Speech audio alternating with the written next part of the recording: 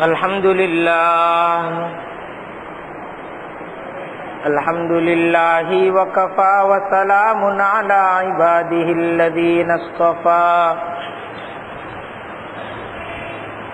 Amma ba'du fa a'udhu billahi minash shaitanir rajim.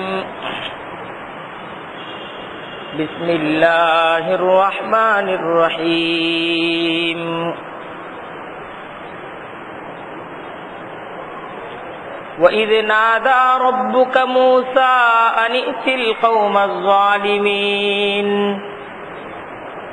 قَوْمَ فِرْعَوْنَ أَلَا يَتَّقُونَ قَالَ رَبِّ إِنِّي أَخَافُ أَن يُكَذِّبُونِ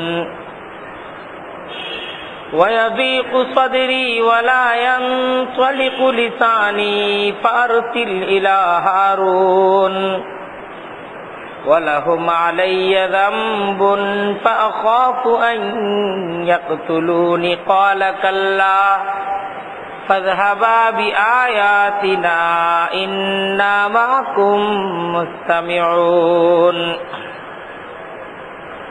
فَأْتِيَا فِرْعَوْنَ فَقُولَا إِنَّا رَسُولُ رَبِّ الْعَالَمِينَ أن أرسل معنا بني إسرائيل قال ألم نربك فينا وليدا ولبثت فينا من عمرك سنين وفعلت فعلتك التي فعلت وأنت من الكافرين قال فعلتها إذا وأنا من الضالين ففررت منكم لما خفتكم فوهب لي ربي حكما وجعلني من المرسلين وتلك نعمة تمنها علي أن عبدت بني إسرائيل قال فرعون وما رب العالمين قال رب السماوات والأرض وما بينهما إن كنتم موقنين صدق الله العظيم وصدق رسوله النبي الكريم ونحن على ذلك من الشاهدين والشاكرين والحمد لله رب العالمين سبحانك لا علم لنا إلا ما علمتنا إنك أنت العليم الحكيم আল্লাহ তাআলার দরবারে অনেক অনেক শুকরিয়া। কোরআনে কারীমের তালিমকে সামনে নিয়ে আমরা কিছু ভাই একত্রিত হয়ে বসার তৌফিক পাইছি। আল্লাহ তাআলা আমাদেরকে কবুল করছেন। আমরা আল্লাহ তাআলার দরবারে শুকরিয়া আদায় করে দিল খুলে বলি আলহামদুলিল্লাহ। সূরাতুশ শুআরা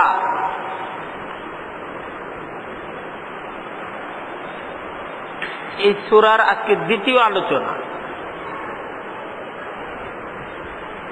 এই সূরার প্রথম অংশে ভূমিকা সহ কিছু আলোচনা গত সপ্তাহ হয়েছে, যে আলোচনাগুলোর সারাংশ যে নবী করিম সাল্লাল্লাহু আলাইহি ওয়াসাল্লাম নবুয়ত পূর্ব জমানায় আরববাসীদের কাছে খুব প্রিয় এবং খুব বড়দের কাছে খুবই সম্মানী মানে শ্রদ্ধার একজন মানুষ ছিল। মক্কার সব ধরনের মানুষের কাছে তার একটা ব্যাপক গ্রহণযোগ্যতা ছিল। কিন্তু এই নবী যখন এই সমাজ পরিবর্তনের কাজে হাত দিলেন, দাওয়াতের মেহনত তিনি যখন ঠিক সেই সমাজের মাঝে করলেন, তো এই সমাজ নবী করিম সাল্লাল্লাহু আলাইহি ওয়াসাল্লামের জীবনের উপর সবচেয়ে বড় হুমকি হয়ে দাঁড়াবে। যে মানুষটা 40 বছর পর্যন্ত কটু কথা বলে নাই, তাকেও কেউ কটু কথা বলে নাই, এই মানুষটার উপর কঠিন নির্যাতন শুরু হয়ে গেল। যে নির্যাতন, এত কঠিন নির্যাতন, ইতিহাসে এত কঠিন নির্যাতন আর কাউকে সহ্য করতে হয়, শুধুমাত্র এই দাওয়াতের কারণে। তো কোরআনে কারীমের এই সূরাটা নবী করিম সাল্লাল্লাহু আলাইহি ওয়াসাল্লামকে একে তো সান্ত্বনা দেওয়া, দ্বিতীয় তার ঈমানি মনোবল, ঈমানি শক্তিকে বৃদ্ধি করা।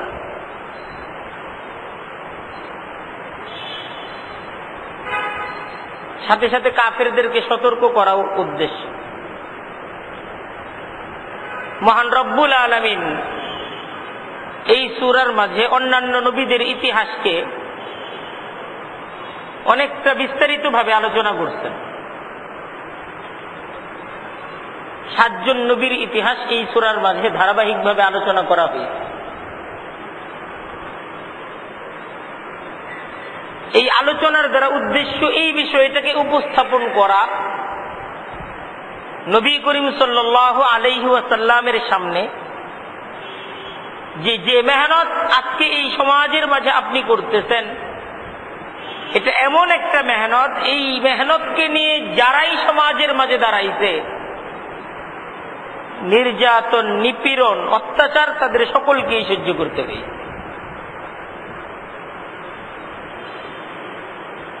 তাদের এই মেহনতের এই পথটা কখনো ফুল বিছানো আরামের পথ হয় নাই, সবসময় কাটা বিছানো আঘাতের পথ হয়েছে। সাথে সাথে এই ঘটনাগুলোর এটাও একটা শিক্ষা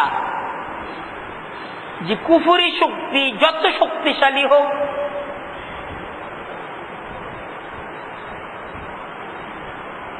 আর তার কাছে যত ধরনের পাওয়ার থাকুক, আর ঈমানি শক্তি যত দুর্বল হোক, ইতিহাস সাক্ষী যে কুফরি শক্তি এরা কখনো পৃথিবীতে স্থায়ী হয় নাই, এরা ধ্বংস হয়েছে। আল্লাহ ঈমানদারদেরকে একটা বিজয়, একটা সফলতা আল্লাহ তাআলা দিচ্ছেন, তারা যখন ঈমানের পিছনে মেহনত করছে। সেই ধারাবাহিকতায় প্রথমেই হযরত মূসা আলাইহিস সালামের ইতিহাসটাকে উপস্থাপন করা হচ্ছে। আল্লাহ তাআলা মূসা আলাইহিস সালামের ইতিহাসটাকে বিশেষভাবে আলোচনা করছেন, অনেকটা বিস্তারিতভাবে আলোচনা হয়েছে। এজন্য যে হযরত মূসা আলাইহিস সালাম যেই সমাজে দাওয়াতের মেহনত করতেন, সেই সমাজের অবস্থাটা আরো অনেক বেশি নাজুক ছিল। এক তো রাষ্ট্রীয় ক্ষমতায় অধিষ্ঠিত ছিল ফেরাউন। ইতিহাস এই ধরনের অত্যাচার, নিপীড়ন তার আগেও দেখে নাই, তারপরেও দেখবে না। সেই ফেরাউন রাষ্ট্রীয় ক্ষমতায় অধিষ্ঠিত। যে ফেরাউনের তুলনা ফেরাউনের সাথেই হয়, যে ফেরাউনের দ্বিতীয় কোনো দৃষ্টান্ত নাই। আর এই ফেরাউনের মোকাবেলায় হযরত মূসা আলাইহিস সালাম খুবই দুর্বল একজন মানুষ, সামাজিক দৃষ্টিকোণে, পৃথিবীর দৃষ্টিকোণে। কারণ ফেরাউনি রাষ্ট্রের মানুষ দুইটা ভাগে বিভক্ত ছিল। এক ছিল শোষক শ্রেণী, আর আরেক ছিল শোষিত শ্রেণী। এক ছিল মুনিব শ্রেণী, আর আরেক ছিল দাস শ্রেণী। হযরত মূসা আলাইহিস সালামের জন্ম হয়েছে বনি ইসরাইলে। ফেরাউন যুগের পর যুগ এই বনি ইসরাইলকে, এদের উপর নিষ্ঠুর নিপীড়ন এবং অত্যাচার চালাচ্ছিল, তাদেরকে দাস বানায় রাখছিল, আর কিপ্তিদেরকে সমাজের মাঝে প্রতিষ্ঠিত করতেছিল। হযরত মূসার জন্ম মিশরের ফেরাউনি রাষ্ট্রের ফেরাউনি আইন অনুযায়ী নিম্নগোত্রে।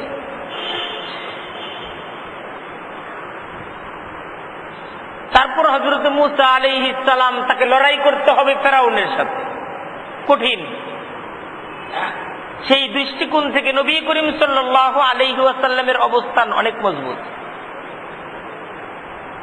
মক্কার সেরা গোত্রে তার জন্ম।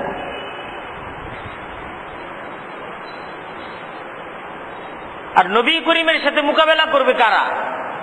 কোন ফেরাউন তো নাই।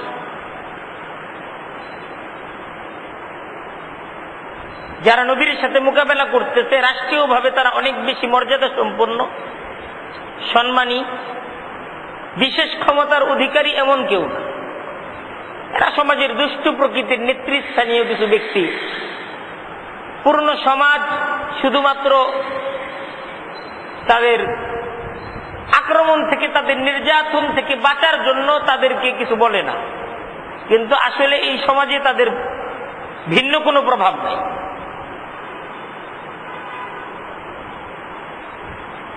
আবার নবী করিম সাল্লাল্লাহু আলাইহি ওয়াসাল্লাম এজন্য তার অবস্থানটা অনেক মজবুত। নবুয়ত পূর্ব 40 বছরের তার জীবনে তার কোনো খুঁত নাই, এমন কোন আচরণ, এমন কোন কথা তার দ্বারা প্রকাশ পায় নাই আরববাসীরা যেটাকে একটা অভিযোগ হিসেবে, কোনোভাবে একটা অভিযোগ হিসেবে উত্থাপন করতে পারে এমন কোনো কিছু তার অতীত 40 বছরের জীবনে কেউ দেখে নেই। সেই দৃষ্টিকোণে হযরত মূসা আলাইহিস সালাম উনি দুর্বল। কেমন দুর্বল? যে ফেরাউনি রাষ্ট্রে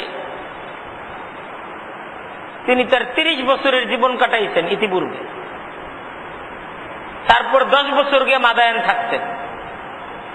40 বছর বয়সে নবুয়ত নিয়ে ফেরাউনের কাছে আসছেন। ওনার যে মিশর থেকে মাদায়ান যাওয়া, এই যাওয়াটা স্বাভাবিক পদ্ধতিতে যাওয়া না, পালায় গেছেন। কারণ কি ছিল? যে তিনি ফেরাউনি গোত্রের একজন ব্যক্তিকে হত্যা করছেন। এখন এই হত্যার জন্য তিনি কতটুক দায়ী, ইচ্ছা করে তিনি মারতেন কিনা, সে বিষয়টি ভিন্ন আলোচনা।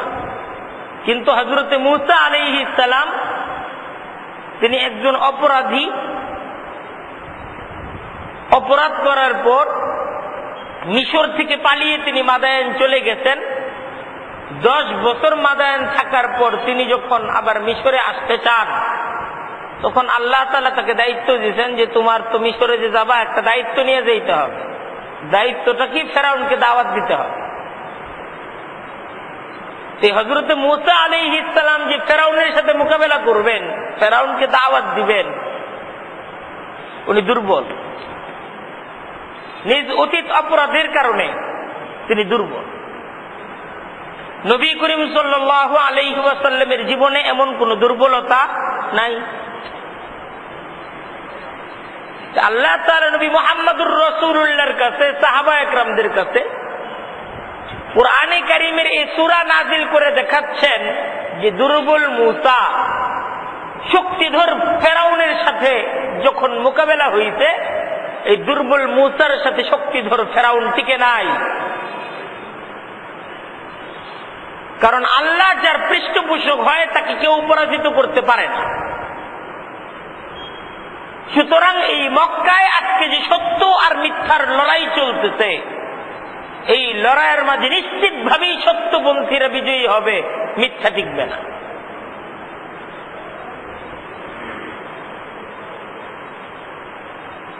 কাফেরদেরকেও সাবধান করে দেওয়া, তোমরা আজকে এই সত্যের যে বিরোধিতা করতেছো, কতটুকু শক্তি আছে তোমাদের? তোমাদের সর্বোচ্চ শক্তি, তোমরা ফেরিওয়ালা, ফেরাউনের মতো ক্ষমতা দাপট কোনো কিছুই তোমাদের নাই।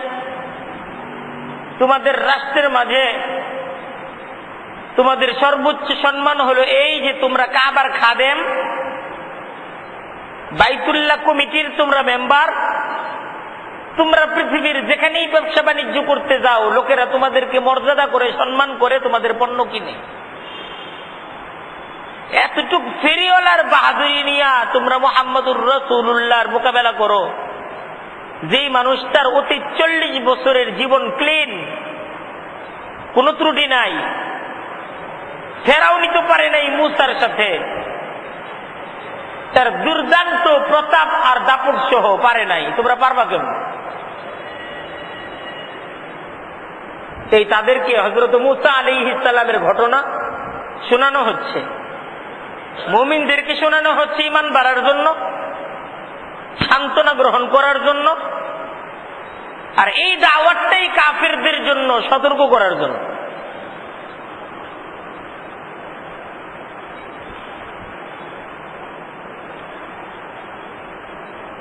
وَإِذْ نَادَى رَبُّكَ مُوسَىٰ أَنِ ائْتِ الْقَوْمَ الظَّالِمِينَ। আল্লাহ বলতেছেন সেই ঘটনাটা স্মরণীয়, এই ঘটনা থেকে শিক্ষা গ্রহণ করেন। ইয নাদা রাব্বুকা মূসা, আপনার প্রভু যখন মূসাকে দায়িত্ব দিলেন। আজকে যে দায়িত্ব আপনাকে দেওয়া হইতেছে, আপনি প্রথম না, আপনার আগে এই দায়িত্বটা পালন করছে হযরতে মূসা। তার উপর দায়িত্ব ছিল আনিতিল কওমাজ জালিমিন, এই জালেম সম্প্রদায়ের কাছে যাও। কওমা ফিরআউন, ফিরআউনের সম্প্রদায়ের কাছে যাও। আলা ইয়াত্তাকুন, এরা সামান্য একটা ক্ষমতা পেয়ে নিজে ক্ষমতার অপব্যবহার করছে। তাদের উপরেও যে ক্ষমতাসীন আল্লাহ আছেন, সে আল্লাহকে তারা ভুলে গেছে। আলা ইয়াত্তাকুন, তাদেরকে সতর্ক করো, তারা যেন ভয় করে। যা করতেছে এই সামান্য দুদিনের মাতবুরি পায়া, এই মাতবুরিটা শেষ হয়ে যাওয়ার পর যখন আল্লাহর কাছে ফিরতে হবে, সেই আল্লাহকে তো ভয় করছে না। এদেরকে সাবধান করো, তারা যেন আল্লাহকে ভয় করে। নবীরা মানুষদেরকে এসে এই দাওয়াত দিতেন, আল্লাহকে ভয় করো। জীবনের প্রত্যেকটা কাজ এই হিসাব করে করো যে এই কাজের হিসাব আমাকে আমার প্রভু আল্লাহর কাছে দিতে হবে। এই একটা চিন্তা, এই একটা মেজাজ, যদি মানুষ যদি এই একটা মেজাজের উপর তার জীবনকে গড়ে তুলে, তার পূর্ণ জীবনে সুবিচার এবং ইনসাফ প্রতিষ্ঠিত হয়ে যায়। এই একটা চিন্তায় যদি ঘর প্রতিষ্ঠিত হয়, সেই ঘরে জুলুম হবে না, বেইনসাফি হবে না। এই একটা চিন্তা যে তোমাকে আল্লাহর কাছে যেতে হবে, হিসাব দিতে হবে, এই একটা চিন্তার উপর যদি একটা সমাজকে প্রতিষ্ঠিত করা যায়, সেই সমাজে সুবিচার প্রতিষ্ঠিত হবে। সেই সমাজে কেউ কারো উপর জুলুম করতে পারবে না, কারণ সবাই জানবে আমি যে জুলুম করব আমার তো হিসাব দিতে হবে, আমার তো এই সমস্ত কাজ রেকর্ড হচ্ছে। সে মানুষটা আর জুলুম করতে পারবে? জুলুম করতে পারবে? সে কাউকে ধোঁকা দিতে পারবে না, মিথ্যা বলতে পারবে না, অন্যের সম্পদকে অন্যায় ভাবে নিতেই পারবে না। এমনকি সম্পদ যদি রাস্তায় উপরে থাকে, সে সেই সম্পদ ধরবে না। তার ঘরেও যদি কেউ সম্পদ রেখে যেয়ে থাকে, সে এই সম্পদকে যোগ্য প্রাপকের কাছে পৌঁছে দেবে না, এই সম্পদ তো আমার না। কারণ পৃথিবীর কেউ দেখতেছে না, আল্লাহ দেখতেছে। এক চিন্তা পূর্ণ সমাজ তাকে পরিবর্তনের জন্য, সুন্দর একটা সমাজকে গড়ার জন্য এই একটা চিন্তা সমাজের মাঝে প্রতিষ্ঠিত করতে হবে। আর সেই চিন্তাটা কি? আল্লাহর কাছে তোমাকে হিসাব দিতে হবে। আল্লাহ কে পাস জানা হে, ইলাইহি মারজিউকুম, আল্লাহর কাছেই তোমাদের প্রত্যাবর্তন। এই হিসাবটা নবীরা যুগে যুগে এসে মানুষদেরকে এই হিসাবটা বুঝাইয়া দিয়েছে। ক্বালা রাব্বি ইন্নী আখাফু আন ইউকাযযিবুন, হযরতে মূসা বললেন, হে পরওয়ারদিগার, আমার তো আশঙ্কা হয় তারা আমাকে অস্বীকার করবে, আমাকে মানবে না, আমাকে মিথ্যাবাদী বলবে। আমি যে বলবো যে তুমি আমাকে প্রেরণ করছো, সমাজে এই কথাটা শুনবে না, সমাজে এই কথাটা মানবে না, এই কথাটা ফেরাউনকে বোঝানো সম্ভব না, বোঝানো। ওয়াযীকু সাদরি ওয়ালা ইয়ানতালিকু লিসানি, আমার জবান সঞ্চালিত হচ্ছে না, আমার সাহস হচ্ছে না। হযরত মূসা আল্লাহর সাথে কথা বলতেছেন, কিন্তু এই কথাগুলো কাকে বলতেছেন? আল্লাহকে বলতেছেন। তো আল্লাহর কাছে এই কথা বলা যায়? আল্লাহ যখন দায়িত্ব দিচ্ছেন, আল্লাহকে এই কথা বলা যায় যে আল্লাহ আমার তো সাহস হচ্ছে না, আমি তো সুন্দর করে কথা বলতে পারি না, এত গুরু দায়িত্ব আল্লাহ আমাকে দিচ্ছ, এ কথাগুলো কাকে বলা যায়? আল্লাহকে বলা যায়। বরং নবীদের সুন্নত এই কথাটা আল্লাহকে বলা, যে আল্লাহ যে গুরু দায়িত্ব তুমি আমাদের উপর অর্পণ করছো, আল্লাহ এই দায়িত্বটা তো পালন করার মতো শক্তি, সামর্থ্য, যোগ্যতা, মনোবল আমার নাই। এই দায়িত্ব পাওয়ার পর এই দায়িত্বটা পালন করার আমি সর্বাধিক যোগ্য, এইটা বলা, এটা সুন্নতে নবী না। নবীরা কেউ এটা করেননি।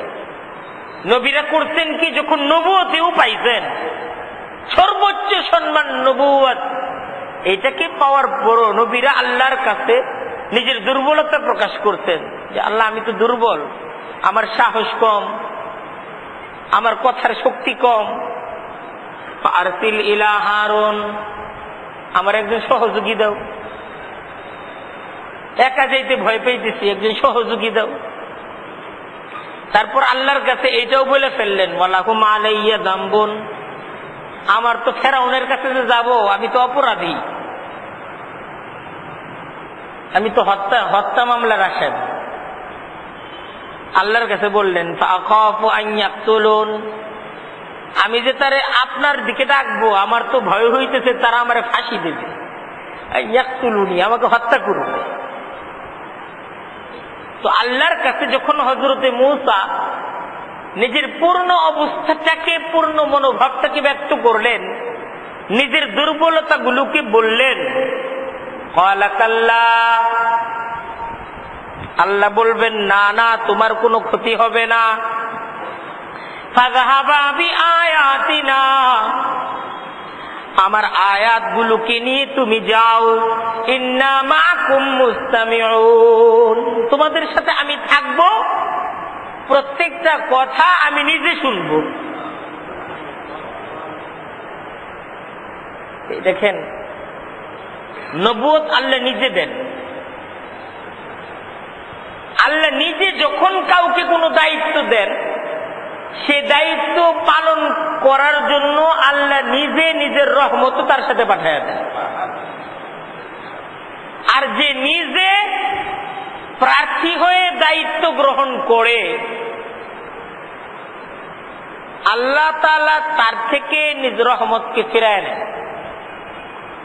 এবং তাকে ছেড়ে দেন যে তুমি এই দায়িত্ব পালনের জন্য তোমার নিজেকে যোগ্য মনে করতেছো আর বড়াই করতেছো, করো, তুমি তোমার দায়িত্ব পালন করো, তোমার এই দায়িত্ব পালনের মাঝে আমার কোনো অনুগ্রহ থাকবে না।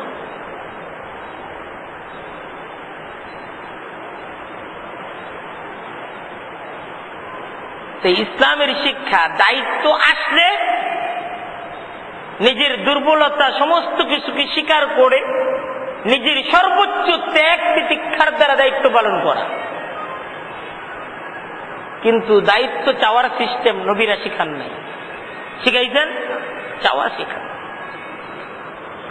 ফাতিয়া ফিরআউনা, আল্লাহ শিখায় দিতেছেন হযরতে মূসাকে দাওয়াতের শব্দগুলো কি হবে, এটাও শিখাই দিতেছেন। কি শব্দে তুমি ফেরাউনকে দাওয়াত দিবে, এটাও শিখাই দিতেছেন। ফাকুলা, ফেরাউনকে বলবে, ইন্না রাসূল রাব্বিল আলামিন, আমরা রব্বুল আলামিনের রাসূল। ফেরাউন কিন্তু জানতে চাবে তুমি কে। ফেরাউন কিন্তু জিজ্ঞাসা করবে তুমি কে।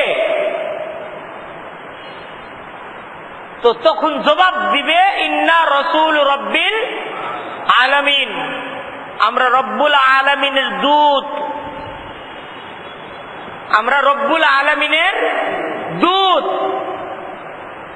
এই কথাটা বলবে, কারণ বাতিল পন্থীরা সর্বপ্রথম যে প্রশ্ন করে সে কে, এটা সর্বপ্রথম প্রশ্ন। ফেরাউনদের সর্বপ্রথম প্রশ্ন এরা কারা, এরা কারা, এটা সর্বপ্রথম প্রশ্ন। তো এই প্রশ্নের উত্তরটা খুব বলিষ্ঠভাবে শক্তিশালী একটা জবাব থাকা দরকার। তো এই ফেরাউন যে বলবে যে তোমরা কারা, কোথা থেকে আসছো, তোমাদেরকে তো চিনি, তোমরা কারা। সামনে আসতেছে, ফেরাউন বলবে তোমরা তো আমার ঘরে পালছি, আমি খাওয়াইছি, আমার অনুগ্রহে চলছো। এ কথাগুলো ফেরাউনরা এই ধরনের কথাগুলো বলে। তাদেরকে যখন সত্যের পথে ডাকা হয় তখন জিজ্ঞাসা করে কারা তোমরা, তখন উত্তর আল্লাহ শিখাচ্ছেন যে উত্তর দিবা ইন্না রাসূল রব্বিল আলামিন, আমরা রব্বুল আলামিনের দূত, রব্বুল আলামিনের পিয়ন। রাসূল অর্থ কি? পিয়ন। রব্বুল আলামিনের পিয়ন, রব্বুল আলামিনের দূত আমরা। আন আরসিল মা'না বনি ইসরাঈল। দেখেন হযরত মূসা আলাইহিস সালাম যে ফেরাউনের কাছে দাওয়াত নিয়ে গেছেন, এই দাওয়াতের মাঝে দুইটা অংশ ছিল, দুইটা অংশ।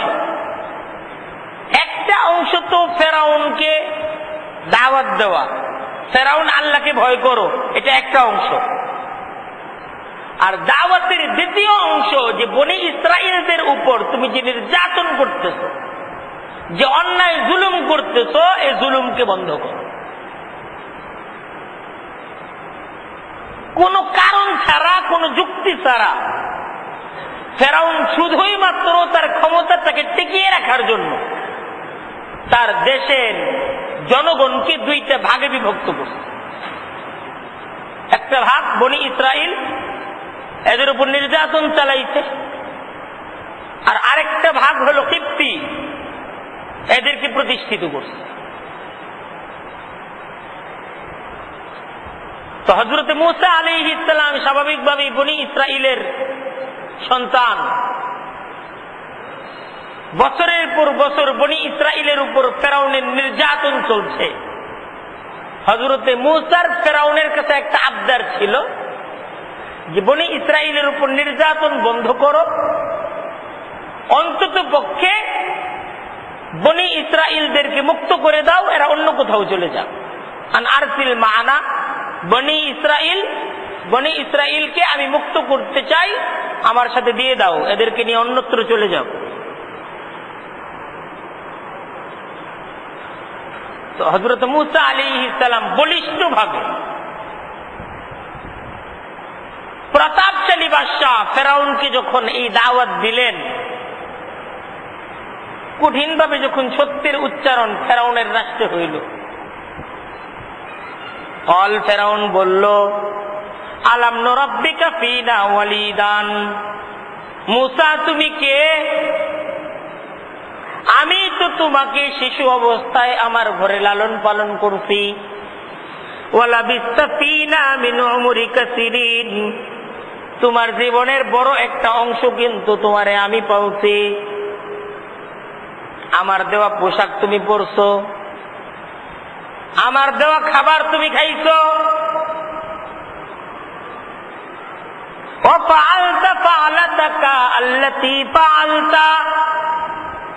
তারপর তুমি যা করেছো তা তো করেছই। আমার নিমক খায়া, আমার নুন খায়া, তারপর কি করছো তো করছোই। মানবতার সবচেয়ে জঘন্য অপরাধ, আমার নিজ গোত্রের লোক খুন করছো, তুই খুনি। ওয়া আনতা মিনাল কাফিরিন, শুধু খুনি না, তুই কাফের। ওয়া আনতা মিনাল কাফিরিন, তুই কাফের। হযরত মূসাকে কাফের ফতোয়া কে দিতেছে? ফেরাউন। ফেরাউনও ফতোয়াবাজ হয়ে গেছে। হযরত মূসাকে ফেরাউন বলতেছে ওয়া আনতা মিনাল কাফিরিন, যে তুমি তো কাফের, আমার সাথে তুমি বেঈমানি করছো। হযরত মূসা আলাইহিস সালাম জবাব দিলেন, ক্বালা ফাআলতুহা ইযান ওয়া আনা মিনাজ যাল্লিন। অপরাধ হইছে, তবে এটা অজ্ঞতার মাঝে হইছে, অপরাধটা ইচ্ছাকৃত হয় নাই। অপরাধ যেটা হইছে এটা অজ্ঞতার কারণে হইছে, ভুলের মাঝে হইছে। ঠিক এই ধরনের পরিকল্পনা সহকারে এই অপরাধটা হয় নাই। তারপরের কথা হযরত মূসা আলাইহিস সালাম বলতেছেন, ফাফারারতু মিনকুম লাম্মা খিফতুকুম। সেই অপরাধের পর আমি যখন আতঙ্কিত হয়েছি, আমি চলে গেছি অন্যত্র, আমি পালিয়ে গেছি মিশর থেকে। ফাওয়াহাবালি রব্বি হুকমান, আমার রব তখন আমাকে হিকমত দান করলেন, জ্ঞান দান করলেন, প্রজ্ঞা দান করলেন। ওয়াজআলানি মিনাল মুরসালিন, এবং তিনি আমাকে রাসূল হিসেবে নির্বাচিত করলেন। ভুল আমার দ্বারা হইছে, কিন্তু ভুলের পর কিন্তু একটা কঠিন সংশোধনীও আমার মাঝে হয়েছে। এই 10টা বছর হযরত মূসা আলাইহিস সালামের সংশোধনী কিভাবে হয়েছে তার আলোচনা সূরা কাসাসের মাঝে আল্লাহ তাআলা করছেন। এই যে মেজাজ গরম ছিল হযরত মূসা আলাইহিস সালামের, এই 8 থেকে 10 বছর ওনারা দিয়ে আল্লাহ তাআলা বকরি চড়াইছেন। প্রশিক্ষণ, নবী বানাবেন তার আগে প্রশিক্ষণ। দীর্ঘ প্রশিক্ষণের দ্বারা তার মাঝে জ্ঞান আসছে, প্রজ্ঞা আসছে। আল্লাহ তাআলা তাকে নবুয়তি দিয়ে ফেরাউনের কাছে পাঠাইছেন, কারণ কঠিন কঠিন ধৈর্যের পরীক্ষা এই কাজের মাঝে তাকে দিতে হবে। তারপর হযরত মূসা এইটারও জবাব দিতেছেন, ওয়া তিলকা নিয়ামাতুন তামান্নুহা আলাইয়া, তুমি আমার উপর অনেক নিয়ামত, অনেক অনুগ্রহ করছো। বাস্তব, তোমার ঘরে আমারে লালন পালন করতো, তোমার নিজের রাষ্ট্রীয় কোষাগার, নিজ সম্পদ দ্বারা আমাকে লালন পালন করছো। আনা আব্বাত্তা বানি ইসরাইল, কিন্তু কারণটা খুঁজে বের করো, তোমার ঘরে আমি লালিত পালিত কেন হইলাম? কেন নিজ মায়ের ঘরে, নিজ মায়ের কুলে আমি কেন স্বাধীনভাবে লালিত পালিত হতে পারলাম না? এই কারণটাও তো একটু ভাবা দরকার। যে তুমি বনি ইসরাইলের উপর কঠিন নির্যাতন করতেছিলে, তোমার অত্যাচার থেকে বাঁচার জন্যই, তোমার অত্যাচার থেকে আমাকে রক্ষার জন্যই আমার মা আমাকে নীল নদে ভাসায় দিছে, আর আমি তোমার ঘরের সামনে গিয়ে উপস্থিত হয়েছি, তুমি আমারে পালছো। এটা আল্লাহ তাআলা কুদরতি ভাবে সমস্ত কিছুর ব্যবস্থা করছে। অন্যথায় আমার ঘর তো ছিলই, তোমার ঘরে আমি ঢুকতাম না। তোমার ঘরে আমার যাওয়ার ব্যবস্থা তুমি করছো, আমি যাই নাই। তোমার ঘরে যে আমার যাইতে হইছে, তুমি যে আমাকে লালন পালন করছো, এর ব্যবস্থা তুমি করছো। কারণ বনি ইসরাইলের সন্তানদেরকে নিজ ঘরে, নিজ মায়ের কোলে লালিত পালিত তুমি তো হইতে দাও নাই। এই বাধ্য হয়ে বনি ইসরাইলের সন্তান তোমার ঘরে লালিত পালিত হয়েছে, আল্লাহ তার ব্যবস্থা করছে।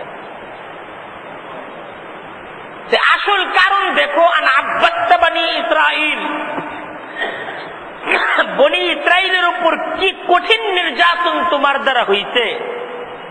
নিজ সন্তানটাকে মা পর্যন্ত নিজ কোলে রাখতে পারে, তো ফেরাউন হযরত মূসার কাছে এই জবাবের পরে কি আরো কোনো কথা আছে? হযরত মূসা তো পরিষ্কার ভাবে জবাব দিয়ে দিলেন যে তুমি আমার উপর যে সমস্ত অনুগ্রহ করছো এই সমস্ত অনুগ্রহের কথা বলার অধিকার তোমার নাই। এই অনুগ্রহগুলো নিজের কাজের ফলাফল হিসেবে তুমি করছো, এটা আমার উপর অনুগ্রহ না, বরং আমার উপরে এই অনুগ্রহ বনি ইসরাইলের উপর তোমার কঠিন নির্যাতনের একটা নমুনা। ঠিক হযরতে মূসার ব্যক্তিগত জীবনের উপর ফেরাউনের যে আক্রমণগুলো চলতেছিল, হযরতে মূসা আলাইহিস সালাম তার জবাব পেশ করলেন এবং এমন জবাব দিলেন যেই জবাবের উত্তর ফেরাউনের ছিল না। এখন ফেরাউন দ্বিতীয় রাউন্ড, দ্বিতীয় আলোচনায় অংশগ্রহণ করল। ক্বালা ফিরআউনু আমা রাব্বুল আলামিন। এর মাঝখানেই হযরত মূসা আলাইহিস সালাম ফেরাউনকে দাওয়াত দিতেন। কি ভাষায়, কি শব্দের দ্বারা দাওয়াত দিতেন, এই জায়গায় সেই দাওয়াতের শব্দগুলো আলোচনা করা হয় নাই। এই জায়গায় আলোচনা করা হইতেছে হযরত মূসা দাওয়াত দেওয়ার পর ফেরাউনের প্রশ্নগুলো। হযরত মূসা তো বলছেন ইন্না রাসূল রাব্বিল আলামিন, আমরা রব্বুল আলামিনের দূত। কে তোমরা? আমরা রব্বুল আলামিনের দূত। ক্বালা ফিরআউনু আমা রব্বুল আলামিন। এখন ফেরাউন প্রশ্ন করছে রব্বুল আলামিন কে? রব্বুল আলামিন কে? হযরত মূসা আলাইহিস সালাম জবাব দিলেন ক্বালা রব্বুস সামাওয়াতি ওয়াল আরদি ওয়া মা বাইনাহুমা ইন কুনতুম মুকিনিন। রব্বুল আলামিন কে? হযরতে মূসা তার জবাব দিলেন রব্বুস সামাওয়াত, রব্বুল আলামিন তিনি। রব্বুস সামাওয়াত যিনি আকাশ মহাকাশের রব, ও রব্বুল আরদি যিনি এই জমিনের রব, ওমা বাইনাহুমা আসমান জমিনের মধ্যবর্তী অঞ্চলেরও তিনি রব, তিনি রব্বুল আলামিন। রব শব্দের অর্থ তো লালন পালনকারী, আলামিন যিনি সকলকে লালন পালন করেন। ফেরাউন বলতেছে সকলকে লালন পালন করে কে? হযরত মূসা এমন একটা জবাব দিলেন যেই জবাবের উত্তর নাই, যেই জবাবের উপর প্রশ্ন নাই। তিনি জবাব দিলেন রব্বুস সামাওয়াত, মিশর না, রব্বুল মিশর না, রব্বুস সামাওয়াত। ফেরাউন মিশরের উপর তোমার ক্ষমতা থাকতে পারে, মিশরে একটা ব্রিজ, একটা কালভার্ট, বিদ্যুৎ উৎপাদনের ক্ষমতা তোমার থাকতে পারে, কিন্তু এই মিশরের আসমানটা কার তৈরি করা? মিশরের জমিনটা কার তৈরি করা? যেই সত্তার সৃষ্টি এই আকাশ মহাকাশ, যেই সত্তার সৃষ্টি এই জমিন, যেই সত্তার সৃষ্টি আসমান জমিনের মধ্যবর্তী অঞ্চল, আমি তার তরফ থেকে দূত, আর তিনি রব্বুল আলামিন। ইন কুনতুম মুকিনিন, তুমি যদি বিশ্বাসী হইতা, যদি তুমি বিশ্বাসী হতে, যদি তুমি বিশ্বাসী হতে, যদি তোমার মাঝে বিশ্বাস থাকতো, এবং এই বিশ্বাসটা তো দামি বিশ্বাস, যে আকাশ মহাকাশ এ জমিন এর যিনি রব, তার শক্তির বিশ্বাসটা এটা মানব জীবনের সবচেয়ে বড় বিশ্বাস। তাই হযরত মূসা ফেরাউনকে বলতেছেন বিশ্বাস যদি তোমার থাকতো তাহলে কি আর ওমা রব্বুল আলামিন জিজ্ঞাসা করতা? বিশ্বাস তো নাই, এই বিশ্বাসটাই তো নাই। তো হযরত মূসা আলাইহিস সালামের এই জবাবে ফেরাউন ক্বালা লিমান হাওলাহু, ফেরাউনের পূর্ণ মন্ত্রী পরিষদ ক্যাবিনেট উপস্থিত। ফেরাউন এদেরকে ইশারা করে বলল, আলা তাসতামিউন, তোমরা শুনছো? এই তোমরা শুনতেছো?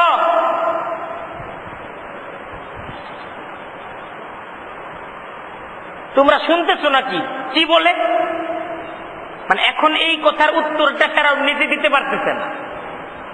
সেই ফেরাউন তার ক্যাবিনেটের সদস্যদেরকে উত্তেজিত করে দিতে, উত্তরটা তোমরা দেও। আলা তাসতামিউন, তোমরা শোনো না কি কয়?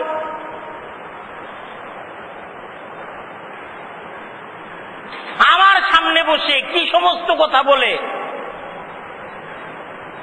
রাষ্ট্রের যে দরবার, এই দরবারকে নষ্ট করতেছে, দরবারের পবিত্রতা তার দ্বারা নষ্ট হচ্ছে।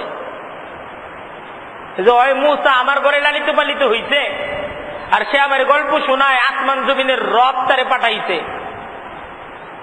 বলে কি? তো হযরত মূসা আলাইহিস সালাম সাথে সাথে দ্বিতীয় জবাব দিলেন, রব্বুকুম ওয়া রাব্বু আবাইকুমুল আউয়ালিন। এই জবাবটা দিতেন ফেরাউনের ক্যাবিনেটের সদস্যদের। রব্বুকুম ওয়া রাব্বু আবাইকুমুল আউয়ালিন, রব্বুল আলামিন তিনি, আসলে পালনকর্তা তিনি, আসলে রব হলেন তিনি, যিনি তোমাদের রব, তোমাদের পূর্বপুরুষদের রব। এমন রব আমি মূসা মানি না। যেই রব তোমাদের রব, তোমাদের পূর্ববর্তীদের রব ছিল না, সেই রব আমি মানি না। যেই রব তোমাদের পূর্ববর্তীদের রব ছিল, তোমাদের পর্যন্তই বেঁচে থাকতে পারে নাই। যেই রব আজকে আছে কালকে নাই, কালকে ছিল আজকে নাই, এমন রব, আর এমন রবের পূজা, এমন রবের উপাসনা, এমন রবের আনুগত্যে আমি মূসা বিশ্বাসী না। আমি সেই রবের আনুগত্যে বিশ্বাসী যেই রব আগেও ছিলেন, এখনো আছেন, আগামীতেও থাকবেন, যেই রবের কোনো ধ্বংস নাই, যেই রব চিরস্থায়ী।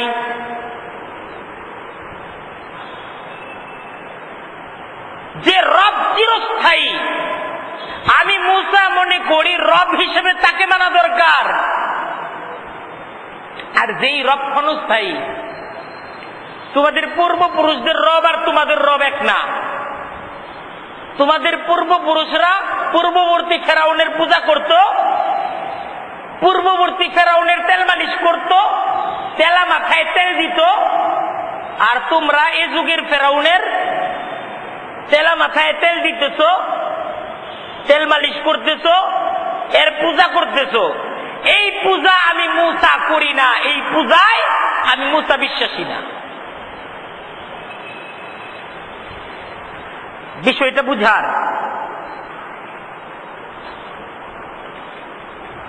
যে আল্লাহ বিশ্বাস, আল্লাহর প্রতি যে একটা বিশ্বাস, এই বিশ্বাসটা সর্বযুগেই ছিল। এই বিশ্বাস থেকে মানুষ কখনো সরে আসে না। সংখ্যাগরিষ্ঠ মানুষ সর্বকালের সর্বযুগে আল্লাহ বিশ্বাসের উপর প্রতিষ্ঠিত ছিল, কিন্তু তাদের আল্লাহ বিশ্বাসটা ছিল অনেকটা ধর্মীয় গণ্ডির মাঝে। আর ধর্মীয় গণ্ডিটা ছিল ব্যক্তিগত পর্যায়ে। সেই ব্যক্তি জীবনে ধর্ম পালনের ক্ষেত্রে আল্লাহ বিশ্বাসটা, এটা যুগে যুগে মানুষ এটার উপর প্রতিষ্ঠিত ছিল। কিন্তু ব্যক্তি পরিসরের বাইরে সমাজ, রাষ্ট্র, পরিবার ইত্যাদির ক্ষেত্রে মানুষ একটা মনচাহী জীবনের উপর প্রতিষ্ঠিত ছিল। ঠিক সেই জীবনে আল্লাহ বিশ্বাস নিজ ধর্ম বিশ্বাস থেকে টেনে নেওয়া এবং নিজ ধর্ম বিশ্বাস দ্বারা নিজ সমাজ, নিজ পরিবার, নিজ রাষ্ট্রটাকে গড়া, যুগে যুগে এটার বিরোধিতা হয়েছে। আর নবীরা যুগে যুগে মানুষদেরকে দাওয়াত দিতেন যে আল্লাহ বিশ্বাসটা নামাজের মাঝে ঠিক যেমন ভাবে নামাজটা 5 ওয়াক্ত পড়তে হবে আল্লাহর হুকুম, এটা যেমন ফরজ, ঠিক নিজ জীবন পরিচালনা, নিজ ঘর, নিজ সমাজ পরিচালনার ক্ষেত্রেও আল্লাহ তাআলার তরফ থেকে এমন ফরজ একটা হুকুম আছে যে নিজ ঘর, নিজ সমাজ আর নিজ রাষ্ট্র ইনসাফের সাথে, সুবিচারের সাথে পরিচালিত করতে হবে। যুগে যুগে নবীরা আইসা কিন্তু রাষ্ট্রীয় কর্তা ব্যক্তিদেরকে, ফেরাউনদেরকে এই বিষয়ে সাবধান করে। হযরত মূসা আলাইহিস সালাম ফেরাউনকে কিন্তু ব্যক্তিগত ধর্মীয় বিশ্বাসের দাওয়াত দিচ্ছেন না, ফেরাউনকে দাওয়াত দিচ্ছেন যে তুমি যে তোমার রাষ্ট্রে জুলুম করতেছো, আল্লাহকে ভয় করো। হযরত মূসার দাওয়াত দেখেন, এই দাওয়াতটা শুধু নামাজের দাওয়াত না, মূসা নামাজ পড়ো, ফেরাউন নামাজ পড়ো, এই দাওয়াতটা শুধু না, কিন্তু দাওয়াত দিচ্ছেন জুলুম বন্ধ করো, ইনসাফ, সুবিচার প্রতিষ্ঠিত করো। হযরত মূসার দাওয়াতটা, ফেরাউনের সাথে হযরত মূসার পূর্ণ ইতিহাসটা, পূর্ণ লড়াইটা, এটা ধর্মীয় লড়াই না শুধু, এটা একটা রাজনৈতিক লড়াই ছিল।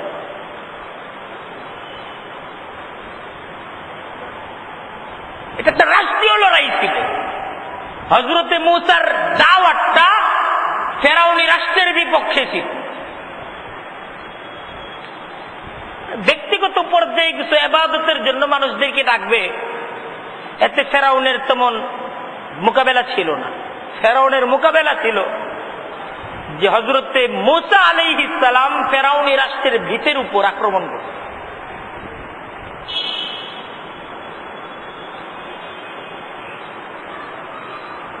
قال ربكم ورب آبائكم الأولين। হযরত মূসা ফেরাউনি ক্যাবিনেটের সদস্যদেরকে এটাই বুঝাইতেছেন, তোমাদের রব তো পরিবর্তন হয়।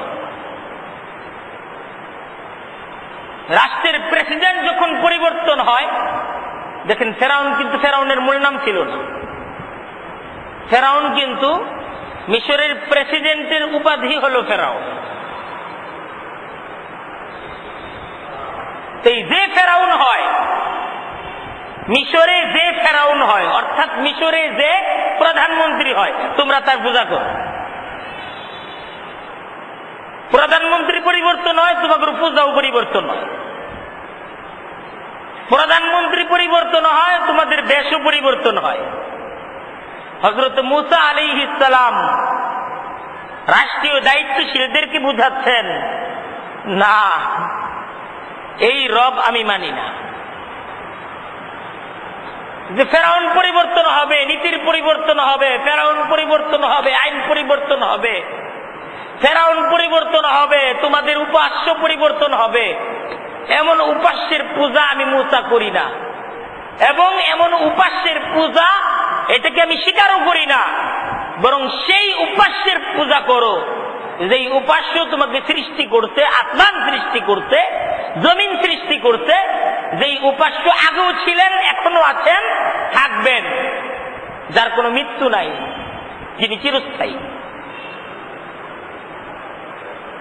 কেন এমন রাজার পূজা করো যে এই রাজার যখন ক্ষমতা থাকে না তখন পালাবারও জায়গা তুমি খুঁজে পাও না? উনি যখন ক্ষমতায় থাকে তখন তো তোমার দাপটে এলাকায় তোমার বিরোধীরা থাকতে পারে না, উনার রাজত্ব যখন চলে যায় তখন এলাকায় তুমি থাকতে পারো। বরং এমন রাজার পূজা করো যেই রাজার রাজত্ব আগেও ছিল, এখনো আছে, ভবিষ্যতেও থাকবে, যার রাজত্বের কোনো পরাজয় নাই, যার এই রাষ্ট্রের রাষ্ট্রপতি থাকার নির্ধারিত কোনো মেয়াদ নাই।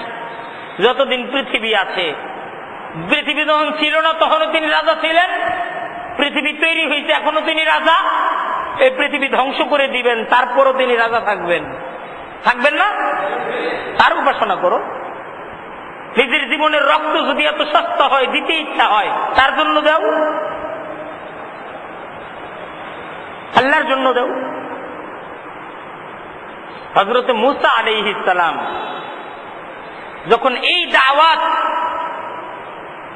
দাওয়াতকে উপস্থাপন করলেন, কাল, এখন ফেরাউন বললেন, ফেরাউন সবাইকে বলল, ইন্না রাসূলাকুম আল্লাযী উরসিলা ইলাইকুম লামাজনুন, এত পাগল, তোমাদের কাছে তাকে রাসূল হিসেবে পাঠানো হয়েছে, এত পাগল, দেখো কি বলে। কারণ ফেরাউনের এখন আর সুস্থ জবাব দ্বারা মূসার মোকাবেলা সম্ভব না। হযরত মূসা আলাইহিস সালামের মোকাবেলায় আমি রাষ্ট্রের দায়িত্বশীল, আমাকে কথাবার্তা খুব লিমিটের ভিতরে বলতে হবে, এই বুদ্ধটা একটা সময় থাকে না। ফেরাউন এই বুধ শক্তি এটা হারায় ফেলে। ফেরাউন নিজেই হযরত মূসার মোকাবেলায় চিৎকার চিল্লা ফাল্লা শুরু করে দিল, এ পাগল। তো হযরত মূসা আলাইহিস সালাম জবাব দিয়ে যাচ্ছিলেন। হযরত মূসা বললেন, রব্বুল মাশরিকি ওয়াল মাগরিবি ওয়া মা বাইনাহুমা, আমারে পাগল বলা হইতেছে, আমি পাগল।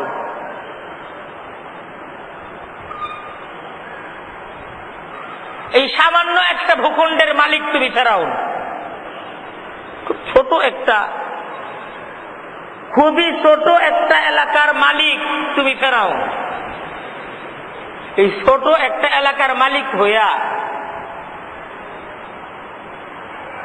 তুমি এই সমস্ত মানুষগুলোকে তোমার গোলাম বানায় রাখছো, যারা এই ছোট একটা রাষ্ট্রের মালিক ফেরাউনের পূজা করে, ওরা বরং পাগল। যেই মূসা ফেরাউনি রাষ্ট্রকে শুধু দেখে না, যে মূসা পূর্ণ পৃথিবীর যিনি রাজা, পূর্ণ পৃথিবীর যিনি পরিচালক, সেই আল্লাহর পূজা যে মূসা করে, সে মূসা কি পাগল হয়? হযরত মূসা বলতেছেন, রব্বুল মাশরিকি ওয়াল মাগরিবি ওয়া মা বাইনাহুমা, রব্বুল মাশরিকি ওয়াল মাগরিবি ওয়া মা বাইনাহুমা, উদয়াচল অস্তাচলের তিনি রব, ওয়া মা বাইনাহুমা, এর মধ্যবর্তী অঞ্চলের তিনি রব। শুধু মিশরের না, এই যে সূর্য, এই যে চন্দ্র, এই যে দিন, এই যে রাত পরিচালিত হয়, এই সমস্ত কিছু যার অধীনে হয়। ইন কুনতুম তাকিলুন, যদি তোমাদের বুঝ থাকে, যদি তোমাদের বিচার বিবেচনা থাকে, যদি তোমাদের বুদ্ধি থাকে, যদি সত্যি তোমরা পাগল না হয়ে তোমরা যদি সুস্থ বুদ্ধির অধিকারী হতে, তাহলে তো তাকেই রব মানতে যিনি উদয়াচলের রব, অস্তাচলের রব, তার কথা মতো জীবনটাকে করতে। পাগল তো তারা যারা এই সামান্য একটা সীমানার রাষ্ট্রপতির কথায় কানে ধরে উঠে, তার কথায় কানে ধরে বসে, তারাই বরং পাগল। হযরত মূসা আলাইহিস সালাম একের পর এক যখন জবাব দিয়ে যাচ্ছিলেন, ফেরাউন সর্বপ্রথম বুদ্ধিভিত্তিক ভাবে মোকাবেলা করলো, ব্যর্থ হলো। শেষ পর্যন্ত ক্ষিপ্ততার সাথে আক্রমণাত্মক ভাবে ঠাট্টা মস্কারি বিদ্রুপ দ্বারা মোকাবেলা করার চেষ্টা করলো, এইভাবেও ব্যর্থ হলো। এইবার ফেরাউনের হুঙ্কার শুনেন। পালা ফেরাউন বলল, অনেক হইছে, লাইন ইত্তাখাযতা ইলাহান গায়রি, আমার রাষ্ট্রে যদি আমার সংবিধানের বিপক্ষে তুমি কোনো কথা বলো, লা জাআলান্নাকা মিনাল মাসজুদিন, অনেক সহ্য করছি, অনেক তোমাকে সুযোগ দিছি, এইবার তোমাকে বন্দী করব।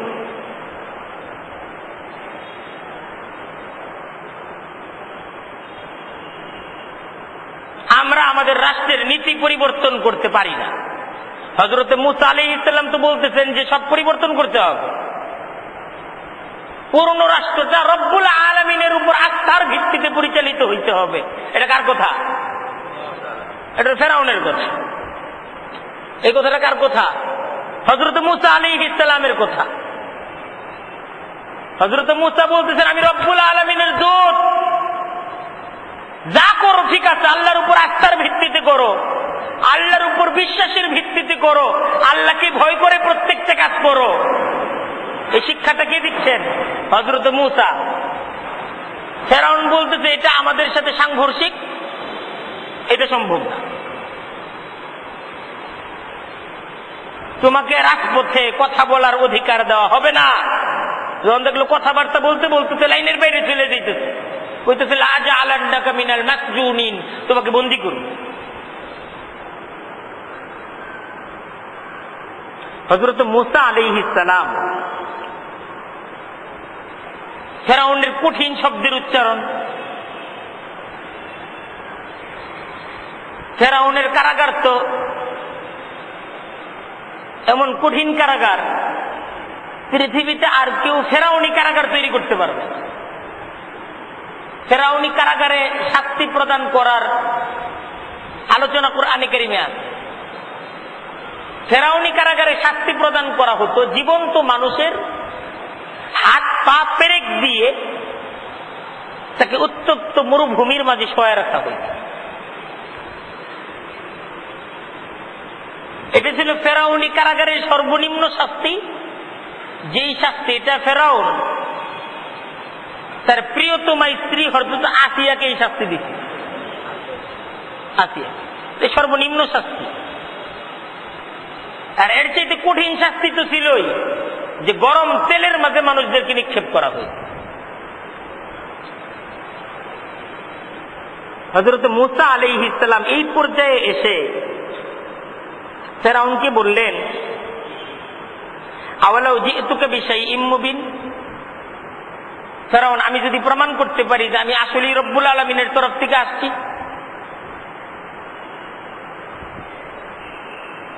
কোরআনে কারীমের এই শব্দে বোঝা যায় যে ফেরাউন এই পর্যন্ত হযরত মূসার মোকাবেলা যে করতেছে, মোকাবেলাটা এই পর্যায়ের যে তুমি মিথ্যাবাদী, তুমি রব্বুল আলামিনের তরফ থেকে আসো নাই। রব্বুল আলামিনের সাথে তোমার এত যোগাযোগ কিসের? রব্বুল আলামিন তোমার কাছে পয়গাম পাঠাবে কেমন? এই সমস্ত কথা ভুয়া কথা।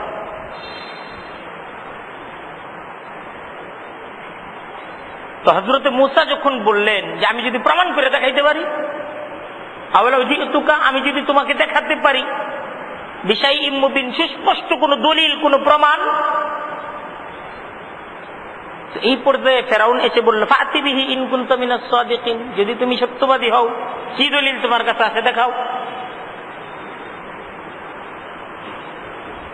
ফেরাউন কিন্তু এই পর্যন্ত গরম, এই পর্যন্ত ছিল খুবই কঠিন, মারবার কাটকাট অবস্থা। কিন্তু এইবার হযরত মূসা যখন কঠিন চ্যালেঞ্জে চলে গেলেন, দেখামো কিছু, ফেরাউনকে দেখাও। ফালকা আসাহু, হযরত মূসা আলাইহিস সালাম তার লাঠিটাকে নিক্ষেপ করলেন। লাঠি ছিল হাতে, ছেড়ে দিলেন ফেরাউনের দরবারে। ফাইযা হিয়া সুবানুম মুবিন, তৎক্ষণাৎ সেই লাঠিটা অজগর সাপে পরিণত হয়ে গেল। তৎক্ষণাৎ। ওয়ানাযা ইয়াদাহু ফাইযা হিয়া বাইদাউ লিন-নাযিরিন, নিজ হাতটাকে বগলের ভিতরে ঢুকালেন, আবার বগল থেকে হাতটাকে বের করলেন। হযরতে মূসা আলাইহিস সালামের হাতের মাঝে আল্লাহ এমন আলো জ্বেলে দিলেন যে আলোটা সূর্যের চাইতেও আলোময় ছিল। দেখাই দিলেন হযরতে মূসা আলাইহিস সালামের এই মুজিজা ফেরাউনের গরম মেজাজকে ঠান্ডা করে ফেলল। মেজাজ খুব গরম ছিল না, মুহূর্তের মাঝে ফেরাউনি মেজাজ ঠান্ডা হয়ে গেল। এতক্ষণ তো ফেরাউন হযরত মূসাকে হুমকি দামকি দিচ্ছিল, এখন ক্বালা লিল মালাই হাওলাহু, ফেরাউন তার আশেপাশের দর্শনার্থীদেরকে বলল, ইন্না হাযা লাসাহিরুন আলিম, এত খুব প্রশিক্ষিত জাদুকর।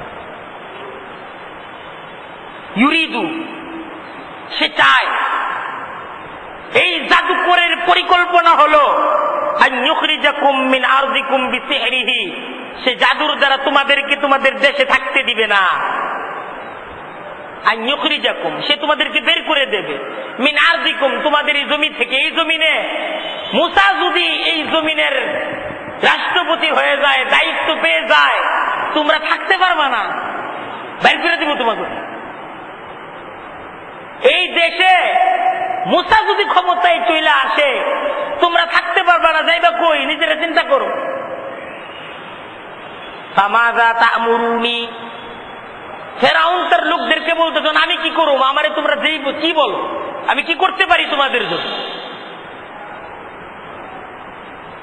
যেই ফেরাউন এই মুজিজা দেখার আগে বলতেছিল, আমারে ছাড়া অন্য কেউ ধরবা, আমার আইনের বিপক্ষে, আমার নীতির বিপক্ষে, আমার সংবিধানের বিপক্ষে যদি কথা বলো, তাহলে এর শাস্তি হলো মৃত্যুদণ্ড, রাষ্ট্রদ্রোহিতা, কঠিন। ফেরাউনের রাষ্ট্রের আইন তো অত্যন্ত মজবুত ছিল, কিন্তু এই জায়গায় আইসা ফেরাউন তখন আর তার আইনের কথা কয় না, তখন জনগণের কয়, তোমরা কি করবা, তোমরা করো, তোমরা কি সিদ্ধান্ত গ্রহণ করবে, মুসার ব্যাপারে কি সিদ্ধান্ত তোমরা গ্রহণ করবে, এটা তোমাদের দায়িত্ব।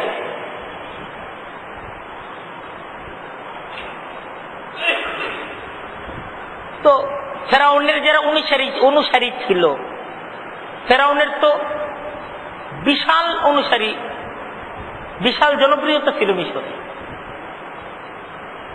ফেরাউনের যে দল, এটা তো ছোট ছিল না, বড় ছিল।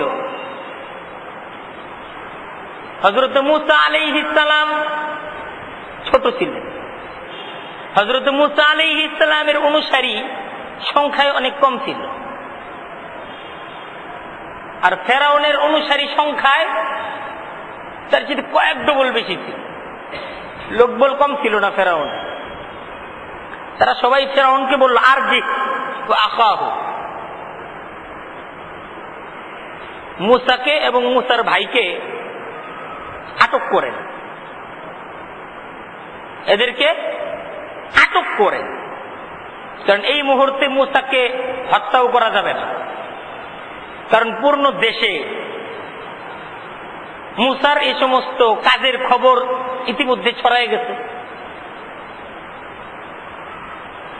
এই মুহূর্তে মূসাকে হত্যা করার জন্য জনমত তৈরি করতে হবে। তাই বলল যে জনমত তৈরির জন্য ওয়াবাসিল মাদাইনি হাশিরিন, শহরে শহরে মানুষ পাঠায়া দেন, দায়িত্বশীল পাঠায়া দেন, শহরে শহরে সমাবেশ করেন। ওয়াবাসিল মাদাইনি হাশিরিন, আপনি পাঠিয়ে দেন শহরে শহরে একত্রকারী, এবং একটা দিন ঠিক করেন। সে দিনটা হলো মিশরবাসীদের ঈদের দিন, ইয়ৌমুজ্জিনা।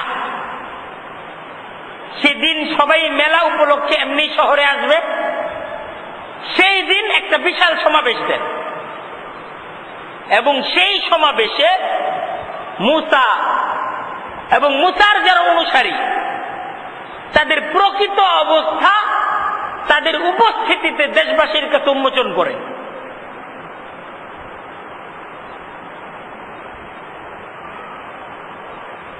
তারপরে এই ব্যাপারে সিদ্ধান্ত গ্রহণ করতে হবে। আমরা ঠিক এই আলোচনা থেকে সূরা শুআরার বাকি আলোচনা ইনশাআল্লাহ আগামী সপ্তাহে করব। আল্লাহ তাআলা আমাদেরকে কোরআনে কারীমের যে আলোচনা আমাদের সামনে হচ্ছে তা থেকে শিক্ষা গ্রহণ করে আমাদের জীবনের সিদ্ধান্ত গ্রহণ করার তৌফিক দান করুন। ওয়া আখিরু দাওয়ানা আনিল হামদুলিল্লাহি রাব্বিল আলামিন।